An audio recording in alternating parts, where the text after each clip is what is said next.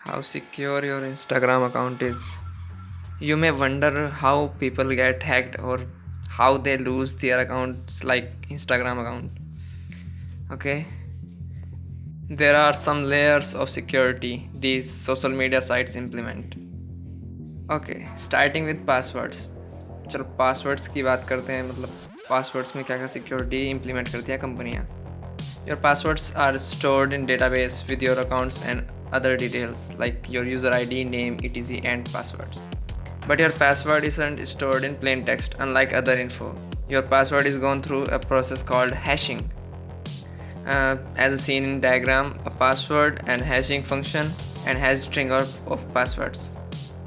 We input a plain password like password123 into hashing function like MD5 or SHA and then output a hashed password like as seen, for example, seen in the screen. Because hash are one-way functions, so it's extremely hard to get password into plain form back. मतलब क्या है, hash जो होते हैं way one way function होते हैं, unlike encryption में क्या होता है, वे टू वे फंक्शन होता है. उसमें हमारे पास एक की होती है, तो बट की भी स्टॉल हो सकती है. अगर की होगी तो उससे बचने के लिए इन्होंने सीधा इंप्लीमेंट किया एक हैश फंक्शन जो वन वे फंक्शन होता है. उसमें आप हैश बना सकते हो, उनको वापस मतलब लाने अगर लाओगे तो बहुत ही ज़्यादा कंप्यूटेशन इंटेंसिव टास्क होगा, वो बहुत हार्ड होगा इवन, तो वो लगभग फीजिबल नहीं है, तो इसलिए वन वे फंक्शन कहा जाता है. How you are authenticated. अब हम ऑथेंटिकेट कैसे होंगे जब हमारा पासवर्ड ही सेम नहीं रहा. तो एक्चुअल में क्या होता है, फॉर एग्जांपल एक डेटाबेस टेबल समझ लो. ये यूज़र अकाउंट्स और इन्फॉर्मेशन होल्ड करने वाली डेटाबेस टेबल है. तो इसमें आईडी का कॉलम है, नेम का है, अदर इन्फॉर्मेशन का कॉलम है, और एक हैश या फिर पासवर्ड के नाम से होता है. उसमें आपने जो पहले ही सेट किया था अपना पासवर्ड, उसकी हैश स्ट्रिंग पहले से सेव होती है. ओके, फॉर एग्जांपल आपने अपना पासवर्ड पास 123 इनपुट किया. ओके, सो फिर वो हैश्ड पासवर्ड बना, उसको हैश फंक्शन से निकला, इम्प्लीमेंट हो, उसकी एक हैश स्ट्रिंग बनी. वो हैश स्ट्रिंग मैच होगी जो पहले से स्टोर्ड स्ट्रिंग है. अगर दोनों सेम होती है, मैच हो जाती है, तो आप ऑथेंटिकेटेड हो जाते हो, आपको एक्सेस मिल जाएगा आपके अकाउंट का. और अगर वो नहीं होती है तो आपको रॉन्ग पासवर्ड का मैसेज वापस मिल जाएगा. But wait, there is more. Password are pre processed with technique called salting. In salting, some characters are embedded inside password before giving them into algorithm, hash algorithm. मतलब क्या है, आप hash algorithm देने से पहले ही उसमें कुछ सॉल्ट टाइप या फिर थोड़ा सा कुछ एक कैरेक्टर रैंडम जगह पे या फिर किसी भी जगह सेट करके उसमें इम्बेड कर देते हो और तब उसको हैश फंक्शन से गुजारते हो. इसमें क्या होता है, फॉर एग्जांपल जैसे आप स्क्रीन पे देख सकते हो, फॉर एग्जांपल हमने pass123 अपना पासवर्ड सेट कर रहे हैं, तो वो क्या करेगा, वो सॉल्ट फंक्शन जो होगा वो हमारे स्पेसिफिक अकाउंट के लिए एक सॉल्ट स्ट्रिंग या कैरेक्टर्स जनरेट करके देगा और वो उसमें इम्बेड कर देगा. जैसे स्क्रीन पे आप देख सकते हो ये रेड कलर से जो दिख रहे हैं, तब वो हैश फंक्शन से गुजारेगा. तो उससे क्या होगा, कोई दूसरी स्ट्रिंग जनरेट हो जाएगी. अब इसका फ़ायदा क्या होता है, इसका फ़ायदा वहाँ होता है जब अगर आपका जो सिक्योरिटी ब्रीच हुई तो आपके सारी डिटेल उनके पास आ गई, हैकर्स के पास. अब मोस्ट ऑफ द हैश जो होते हैं ये पब्लिकली अवेलेबल होती है इनकी इन्फॉर्मेशन, तो ऑब्वियसली बात उनके पास इनकी हैश टेबल भी होगी हैकर्स के पास में. अब अगर हैश टेबल पास में है तो वे ट्रिलियंस मैचेस पर सेकंड तक कर सकते हैं, यानी कि बहुत तेज़ बहुत फास्ट होती है, क्योंकि उसमें कुछ कंप्यूट करने की जरूरत नहीं होती, उनको सिर्फ मैच करना होता है स्ट्रिंग्स को. तो अब इससे बचने के लिए क्या करते हैं, अब इसमें अगर इन्होंने सॉल्टिंग कर रखी है तो उनकी वो रेनबो टेबल वहाँ काम नहीं आएगी. तो ये सबसे अच्छा तरीका है हैश वाली रेनबो टेबल होती है, इससे बचने का.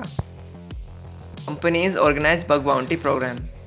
कंपनीज उसके अलावा बग बाउंटी प्रोग्राम भी रखती हैं, जैसे जब where they open to any hacker to test and find way to hack into their servers और websites and apps and reward them with money based on the how severe the found vulnerability was. मतलब क्या है, मतलब यह है कि कंपनियां बहुत सारी होती हैं, जैसे बहुत सारे प्लेटफॉर्म भी होते हैं, जैसे कि हैकर वन हो गया, बहुत सारे हो गए.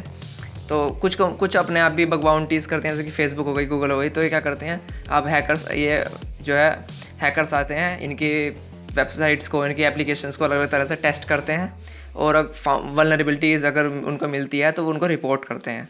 और वल्नरेबिलिटी कितनी डेंजरस है, कितनी वो क्या कितनी ख़तरनाक है, उस हिसाब से उनको प्राइस मिलता है. अब ये प्राइस वेरी करता है $50 से लेके कई $100 कई $1000 तक हो जाता है, इवन 10,000 $20,000 तक हो जाता है.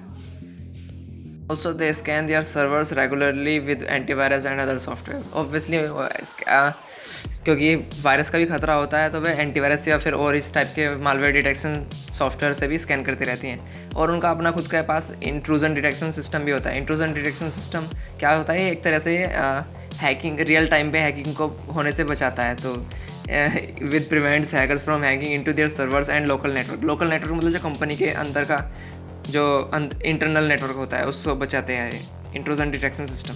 सो is it possible to hack someone's account? Answer is yes, you can hack someone's account, but there is a catch.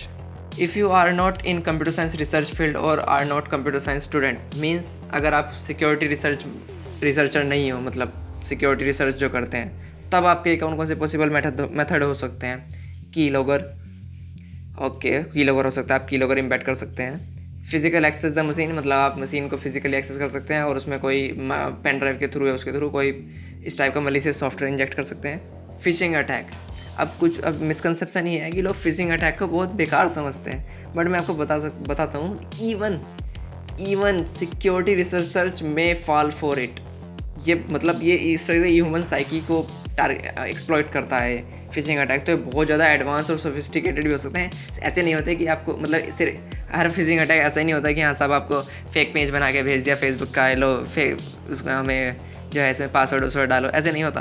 बहुत ज़्यादा हो सकते हैं, इवन आपको पता भी नहीं चलेगा। और फेसबुक के लिए नहीं, वे कुछ और करवाएंगे आपसे और एट द एंड आपके ब्राउज़र से सब कुछ निकाल लेंगे, आपके मोबाइल से सब कुछ निकाल लेंगे, आपके मोबाइल में मालवेयर इम्बेड कर देंगे। बहुत ख़तरनाक होते हैं ये। तो फिशिंग अटैक को कोई हल्का मत लो। इवन ये रिसर्च में सामने आता है कि 80 to 90% से ज़्यादा जो अटैक होते हैं, हैकिंग अटैक होते हैं, उनमें कहीं ना कहीं फिशिंग का यूज होता है। बहुत कम 7 से 8% ही होते हैं जो सीधा टेक्नोलॉजी को अटैक करते हैं। वे तो बहुत एडवांस हो जाते हैं। वे तो ऑब्वियसली किसी छोटे मोटे हैकर के या फिर इवन ठीक ठाक से हैकर की बस की बात नहीं है कि बिल्कुल सीधा टेक्नोलॉजी को अटैक किया और बिना किसी यूज़र इंटरेक्शन के डायरेक्ट सब कुछ उड़ा लिया। तो इस टाइप के भाई ये बहुत ज़्यादा एक्सट्रीमली सोफिस्टिकेटेड होते हैं। ये तो पॉसिबल नहीं है, बट 90% से ज़्यादा जो इतने भी हैकिंग अटैक होते हैं उनमें कहीं ना कहीं आपको फिशिंग ज़रूर मिलेगी। सोशल इंजीनियरिंग का यूज़ कहीं ना कहीं ज़रूर होगा।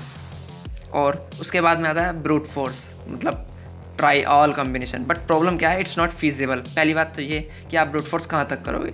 दूसरी बात यह है कि अब जो है बहुत सारी जो सर्विसेज हैं, जो फिर जो वेबसाइट्स हैं, उन्होंने मैक्सिमम नंबर ऑफ अटैम्प्ट्स जो होते हैं एक बार में, उन पर उन्होंने लिमिट सेट कर दिया कि इससे ज़्यादा अगर तुम अटैम्प्ट करोगे तो आपके जो है आपके आईपी एड्रेस को वे टेम्परेरीली कुछ घंटों के लिए ब्लॉक कर देंगे, ठीक है। और या फिर एक चीज़ और है, आपको वे अगर आप इस टाइप से अगर ब्रूट फोर्स अटैक करोगे तो वे आपकी डिवाइस का जो है, वे डिवाइस का लॉग रखते हैं, उनके पास डिवाइस की इन्फॉर्मेशन होती है आपकी, आप जिससे यूजुअली नॉर्मली लॉग इन करे हुए रहते हो। तो आपके पास अगर कोई दूसरे आईडी या फिर दूसरे अकाउंट से अगर कोई दूसरी डिवाइस से अगर आप पर अटैक करेगा तो आपके पास नोटिफिकेशन पहुंच जाएगा कि इज़ दैट यू। आपने कई बार देखा भी होगा कि आप किसी दूसरी नई डिवाइस में लॉगिन करते हो तो आपके पास एक मैसेज आ जाता है इज़ दैट यू, ओके। तो इस टाइप का भी नहीं है। और पांचवा है मालवेयर से। मालवेयर बहुत ज़्यादा खतरनाक होते हैं अपने आप में। ये कुछ भी कर सकते हैं, आपकी इन्फॉर्मेशन स्टील कर सकते हैं, आपके कंट्रोल को रिमोटली हैक करवा, पूरा का पूरा कंट्रोल करवा सकते हैं। मालवेयर अपने आप में बहुत ख़तरनाक होते हैं। और ऑब्वियसली जब आप सिक्योरिटी रिसर्चर नहीं हो तो आप ऑब्वियसली टूल्स के द्वारा बने हुए काली लिनक्स, यहाँ पे अब मैं यहाँ पर स्क्रिप्ट की डेज की और काली लिनक्स वालों की बात नहीं करूँगा, बेचारे जब भी सीख रहे हैं सीखने दो, अच्छा ही है। बट यह है कि किसी टूल से बना के वे इतने सोफिस्टिकेटेड मालवेयर तो नहीं बनाएंगे, बट आपका काम चल जाएगा। तो मालवेयर से बने हुए भी मालवेयर से भी आप कर सकते हो ये चीज़ें। For those computer science students who really want to know advance methods, अब कंप्यूटर साइंस स्टूडेंट्स कैपेबल हो सकते हैं अगर चाहें तो उनके लिए कौन कौन से मेथड है। Find any vulnerability an app.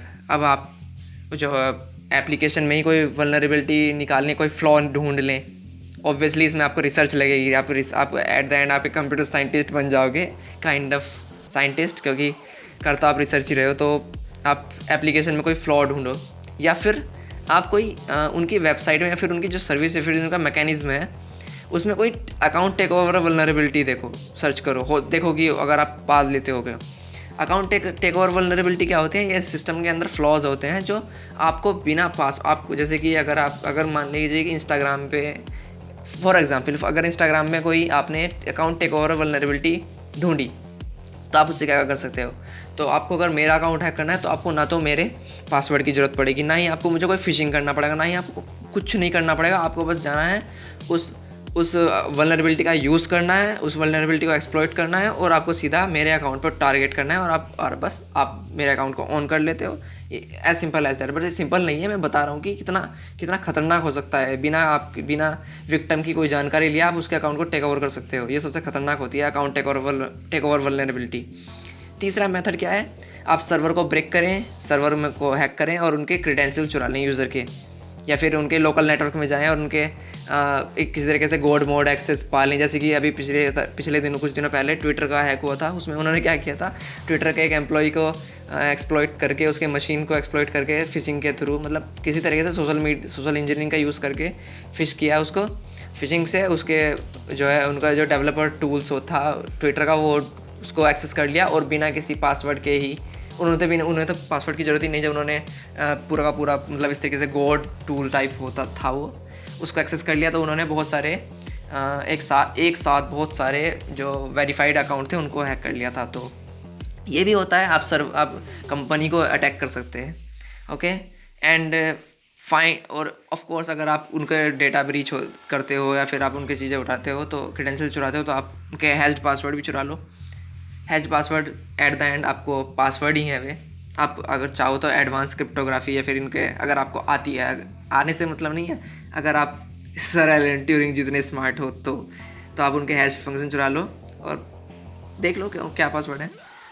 Fourth क्या है, फाइंड फ्लॉज इन विक्टिम मशीन। मतलब विक्टिम की जो मशीन है, आप यानी कि जो विक्टिम है उसी की मशीन को टारगेट करो, उसी के कोई किसी वल्नरेबिलिटी को एक्सप्लॉइट कर दो उनके, या फिर उनके एंड्रॉइड, जैसे वो एंड्रॉइड यूज़र है तो उनके एंड्रॉइड ओएस को एक्सप्लॉइट कर दो किसी भी तरह। अगर आप उनकी मशीन को एक्सप्लॉइट कर देते हो विक्टिम की, जिस पर अटैक करने वाले हैं, तो उसकी मशीन को एक्सप्लॉइट करते हो, तो एट द एंड आप उनकी मशीन को ऑन कर लेते हो। तो आप ऑन कर लेते हो तो ऑब्वियसली वे लॉगिन किए हुए होते हैं अपने इंस्टाग्राम पे, सब कुछ होता है या फिर किसी भी जगह, तो आप एट द एंड आप ही ऑन कर लेते हो उनकी डिवाइस को, उनके अकाउंट को। ये भी तरीका है। And that's all I can say to you.